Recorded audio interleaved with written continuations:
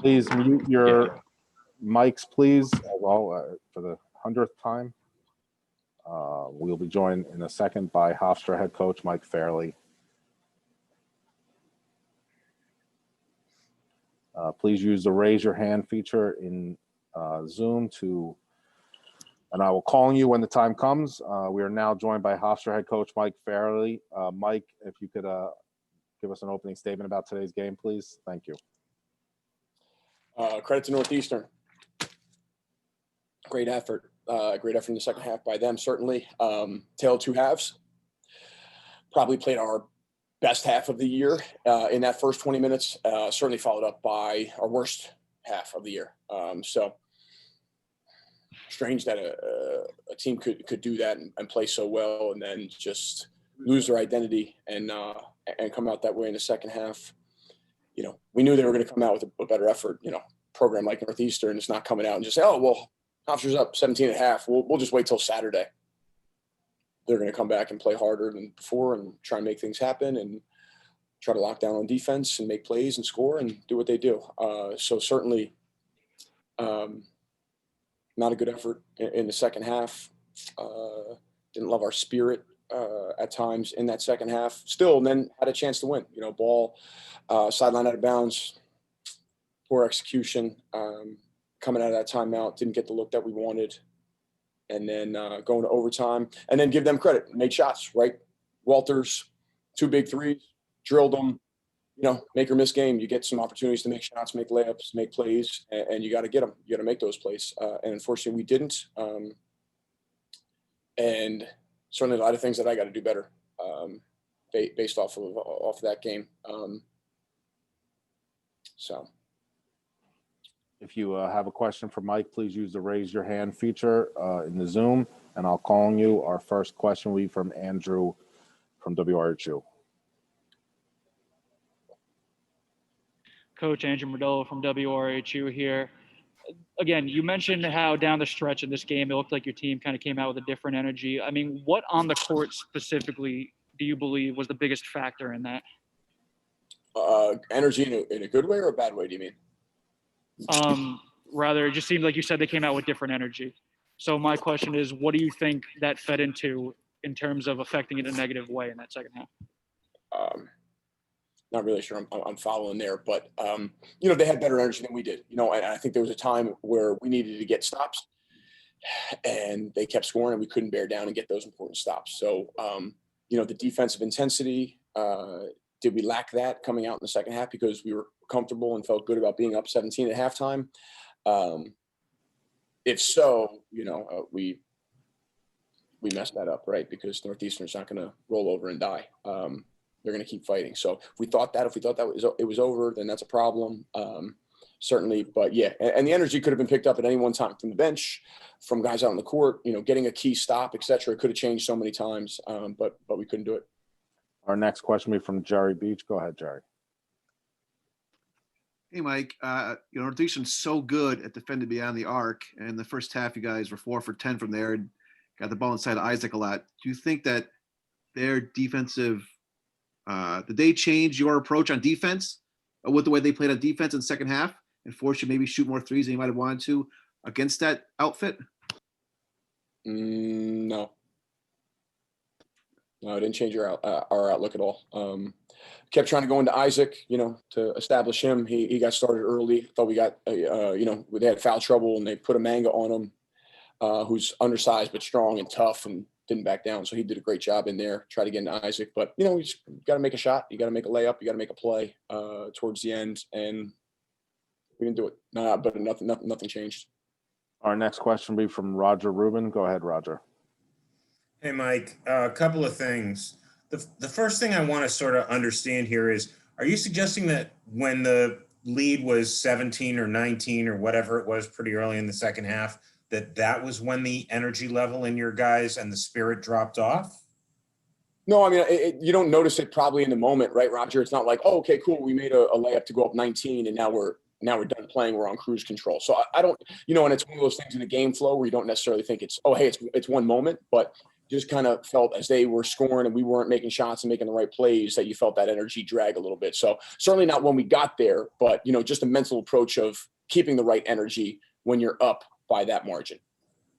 You have a follow? Go ahead, Roger.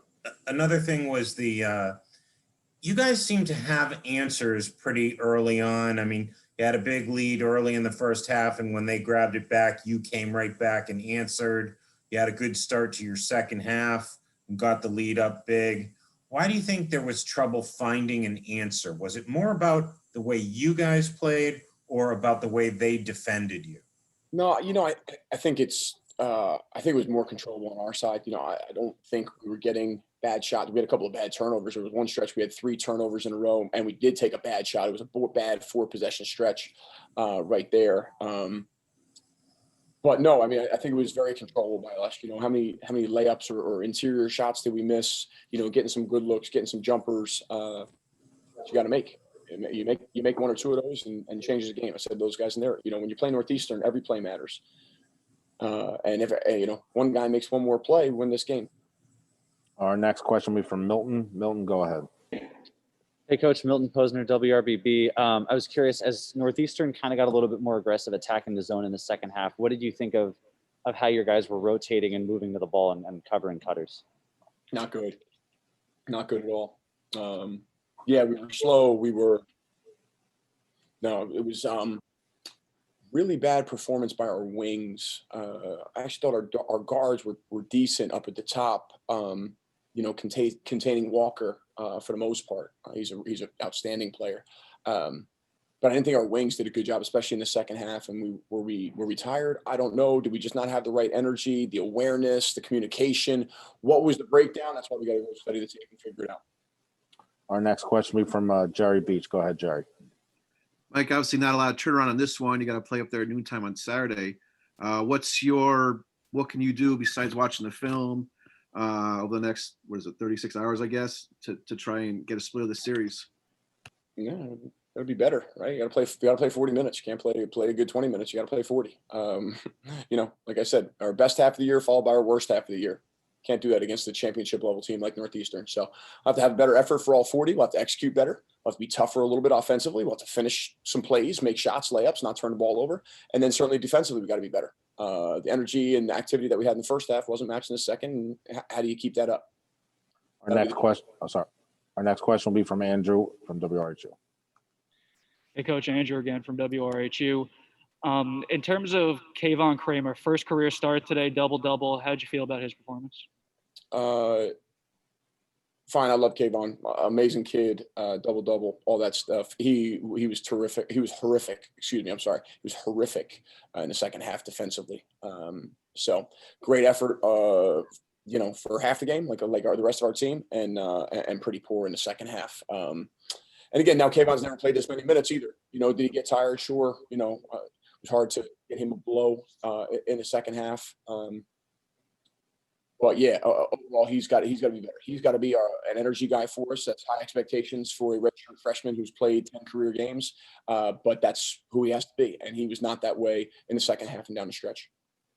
Our next question will be from Jermaine.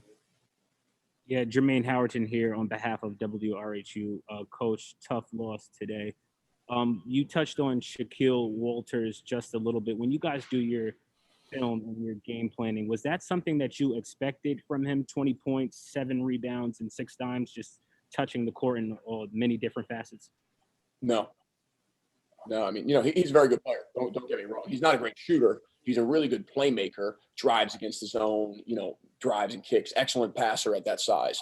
But, certainly him going 4 for 5 from 3 is an anomaly. But, again, he stepped up and made 2 in overtime. You make those shots, you win. You miss those shots, you lose. And he stepped up and made it, veteran player, championship pedigree, all that stuff. So credit to him. Tip of the hat. He made those shots. Great job. Thank you, Mike. We'll be joined momentarily by Isaac Conte. Please use the raise your hand feature in Zoom, and we'll be joined momentarily by Isaac.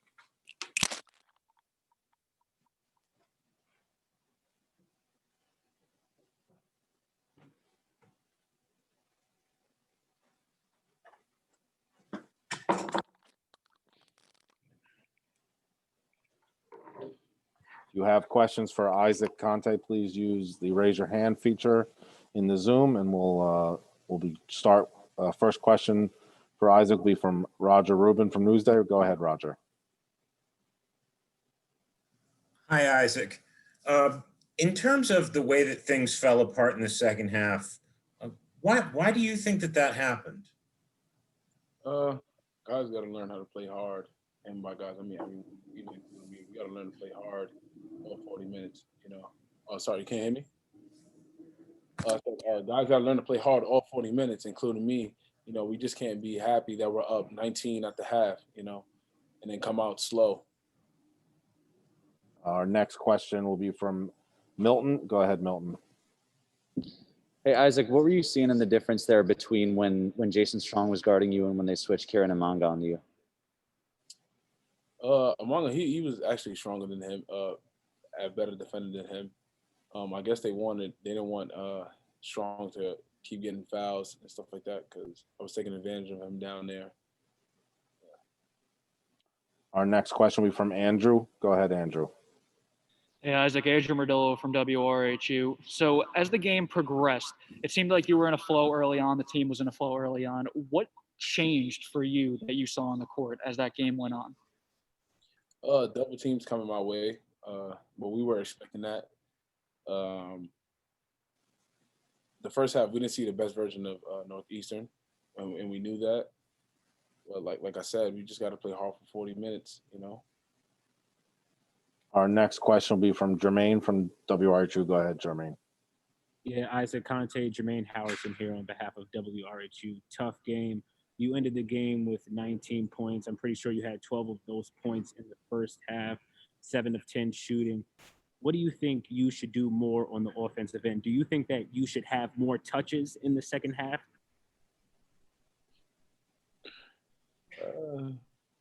Whatever helps the team, honestly.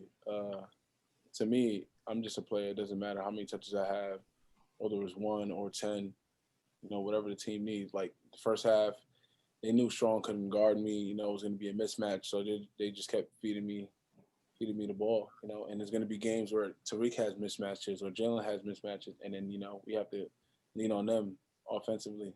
So. Gotcha. And can I just ask one more question? So what do you think you need to bring this second game from an offensive standpoint and an aggression standpoint as well? Not let the double team affect me, honestly. Maybe make quicker moves, shoot a little more, jump shot wise, not everything in the post and stuff like that. Because when I isolated in the post and spaced out and shot it, it was working for us too. So being patient, the second game it'll work. Gotcha. Thank you, my brother. Our next question will be from Roger Rubin. Go ahead, Roger. Isaac, I'm just curious a little bit about the vibe between the two teams. Did you sense that there was any leftover feelings from the end of last season? Yeah, absolutely. Little trash talking here and there on the court, a lot of chippiness on the court. So yeah, this is a rivalry. Let's call it what it is. And they took something from us 2 years ago. We took something from them last year. So. And our last question will be from Andrew from WRHU. Go ahead, Andrew. Hey, Isaac, again, Andrew Murdillo from WRHU. So now, how do you specifically, and even your team as a whole, brush this off and get ready for the next game in 2 days? Yeah, just don't hang your head.